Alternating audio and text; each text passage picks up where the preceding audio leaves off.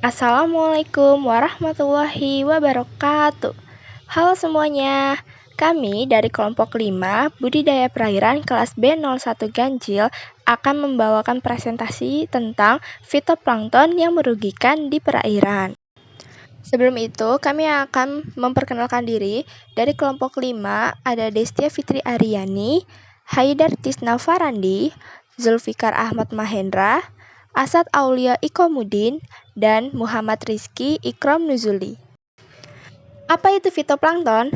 Dalam ekosistem perairan, fitoplankton berperan sebagai dasar bagi kehidupan, yaitu penyumbang oksigen dan bahan organik. Fitoplankton memiliki klorofil yang berperan dalam fotosintesis untuk menghasilkan bahan organik dan oksigen dalam air yang digunakan sebagai dasar mata rantai pada siklus makanan di laut.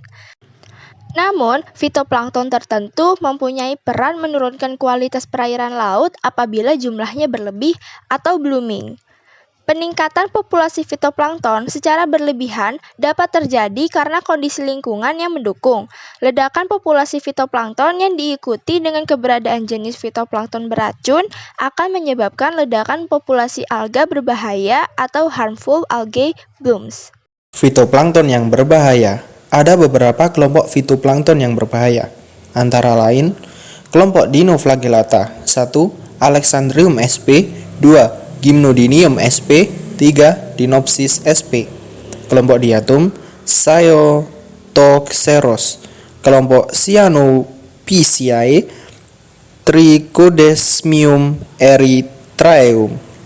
Kelompok Bacillariophyceae 1. Serrataulina bergoni, 2. Nitschia lanceolata, 3. Pyrodinium bahaminse, 4. Pseudonitschiae. Kelompok Dinophyceae 1. Serratium furca, 2. Serratium tripos, 3. Dinopsis homunculus, 4. Goniallac apiculata, 5. Gymnodinium, 6. Noctiluca scienstillans, 7. Prorocentrum, 5. 8. Protoperidinium, 9. Cochlodinium. Racun atau toksin yang diproduksi oleh fitoplankton. 1. Giguatoksin. Agen toksin ini adalah alga blue-green yang hidup berkelompok pada permukaan sejumlah rumput laut.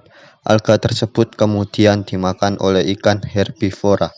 Ikan herbivora dimakan oleh ikan karnivora. Penyusun dari toksin ini adalah suatu lipida yang tidak umum atau unusual dan senyawa nitrogen dengan BM sekitar 1500. Yang kedua yaitu parasitic self-fin poison atau sasitoksin. Senyawa toksin utama dari parasitic self-fin poison adalah sasitoksin yang bersifat neurotoksin. Keracunan ini disebabkan karena mengkonsumsi kerang-kerangan yang memakan Dinoflagellata yang beracun. Kerang-kerangan menjadi racun di saat kondisi lingkungan sedang melimpah Dinoflagellata yang beracun yang disebut pasang merah atau red tide.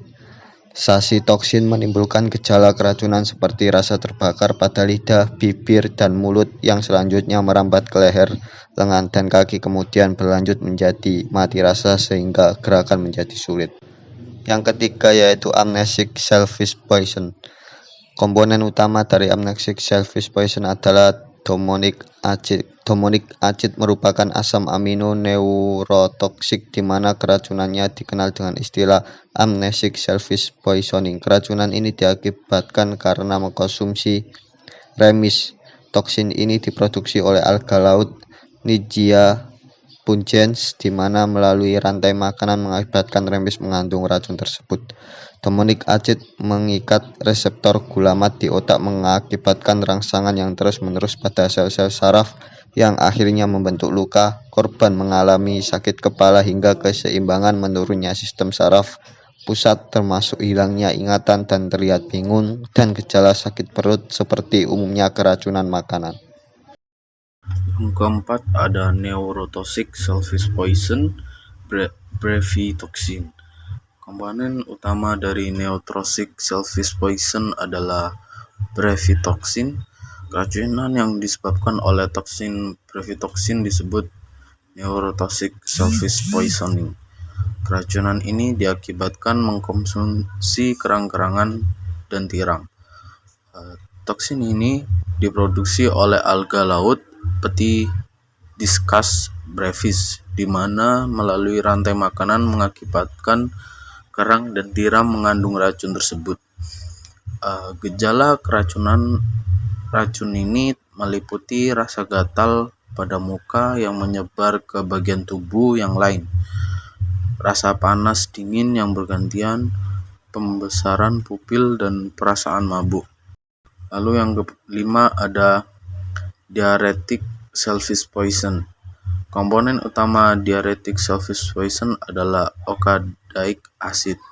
Komponen yang lain adalah pectenotoxin dan yesotoksin.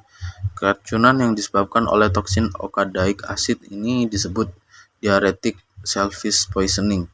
Keracunan ini diakibatkan mengkonsumsi kepah atau musel dan remis atau scallop. Toksin ini diproduksi oleh alga laut Dinophysis forti, di mana melalui rantai makanan mengakibatkan remis mengandung racun tersebut. Gejala utama keracunan DSP adalah diare yang akut, di mana serangannya lebih cepat dibandingkan dengan keracunan makanan akibat bakteri.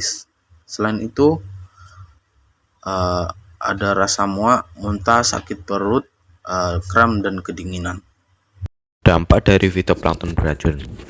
Beberapa jenis dari genus Goniolax mampu menghasilkan toksin yang bisa menyebabkan kelumpuhan dan berujung kematian pada manusia. Penyakit itu dikenal dengan keracunan kerang paralitik atau paralytic selfish poisoning atau PSP. Beberapa spesies dari genus Ceratium yang tergolong berbahaya namun bersifat non-toksik yang ditemukan di Teluk Kodek. Beberapa spesies tersebut diantaranya Ceratium furca yang dapat menyebabkan kematian pada ikan seperti golongan ikan bawal, dan Ceratium fusus yang dapat menyebabkan anoksia di dasar perairan sehingga menyebabkan kematian pada larva invertebrata. Beberapa spesies dari genus Dinophysis yang ditemukan di Teluk Kodek dapat menghasilkan racun yang disebut asam okadat atau okadaic acid, sehingga termasuk dalam fitoplankton berbahaya. Penyakit yang disebabkan racun tersebut dikenal dengan keracunan kerang diuretik atau diuretic selfish poisoning atau DSP. Keracunan DSP pada manusia dapat terjadi karena mengonsumsi hewan laut bercangkang, terutama kerang yang sudah mengandung asam oksadat. Gejala yang diakibatkan penyakit tersebut adalah gangguan pencernaan atau diare, mual, dan muntah. Sekian presentasi dari kami, kurang lebihnya mohon maaf. Jika ada pertanyaan, silahkan ditanyakan. Terima kasih. Wassalamualaikum warahmatullahi wabarakatuh.